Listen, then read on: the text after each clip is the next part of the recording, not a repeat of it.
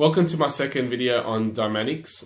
I'm looking at friction and Newton's laws of motion. In my previous video, I was discussing static and dynamic equilibrium. Now let's have a look here at Newton's first two laws, and you may have learnt this prior to this new preliminary course. However, Newton's first law states that an object at rest or in constant motion will remain at rest or at constant motion unless an unbalanced force acts upon it. This is often called the law of inertia. Newton's second law is F equals ma.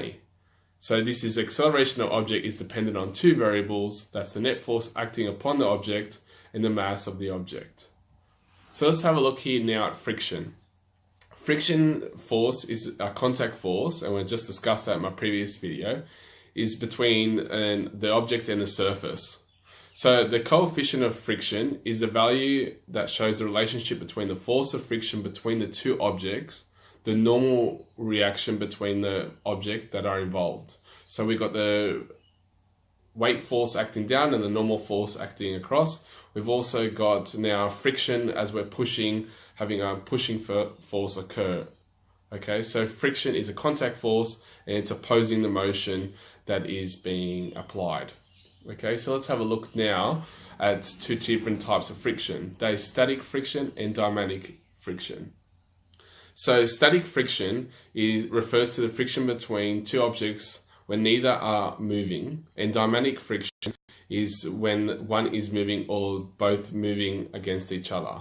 So you can see there I've got a nifty diagram of a Newton spring, and you can see the differences between static and dynamic friction. Now let's have a look here at what the coefficient of friction is. So it is a scalar quantity, does not need a direction. Now if you're not too sure about scalar and vectors, then look at my kinematics playlist. Now scalar quantity doesn't mean, it means that it doesn't need a direction. It's dimensionless, so it doesn't need any units. Okay, so it's a value usually between 0 and 1, but can be greater than 1. So let's have a look at a question here, an exam style question. 80 kilo block is on the surface, shown in the diagram. The friction between the block and the surface is 46 newtons. The block accelerates at 0.6 meters per second. What is the value of F? Now you just use F equals ma, and you know 80 times 0.6 will give you the horizontal force. Now that's not the total horizontal force. So what you need to do is you've got 48, then now you need to add it to 46, which is given in the question, and you get 94 newtons as its total horizontal force. Now what can we do after that? We've found its total horizontal force. What equation possibly could we use? Now simple is Fx equals F cos theta. Now Fx is 94 on the force on the horizontal axis. F is what we're trying to work out, and the angle was 25 degrees. So we have 94 equals F cos 25, and then you rearrange it to get 94 divided by cos 25, which is F 103.7 newtons. Alright, so let's have a look at the next video. So you got here the next question. When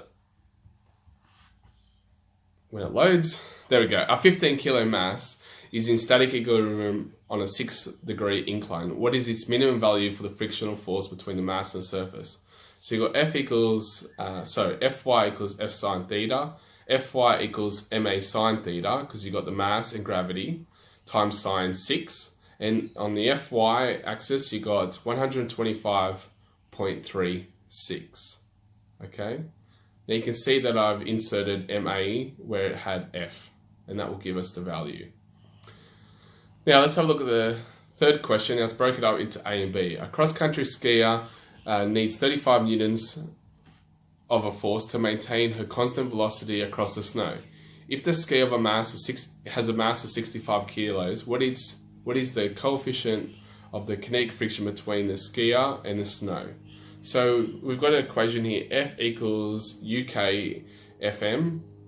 Now we just rearrange the equation to find the coefficient of kinetic friction equals F divided by the F on the normal force. So we've got 35 divided by 65 times 9.8, and our coefficient kinetic friction is 0.055.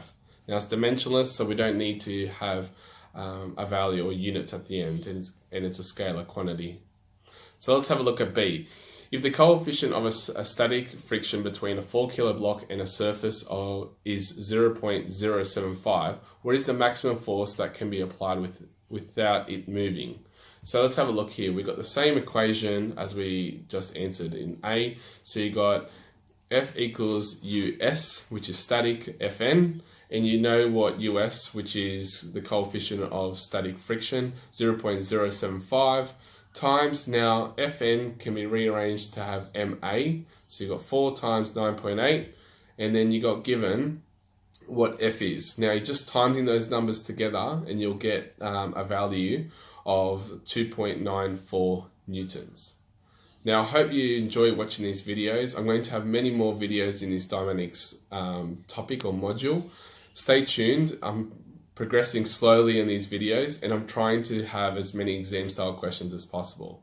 Thank you for watching. If you haven't subscribed, please subscribe and like and dislike how you feel. Any feedback's welcome. Thank you.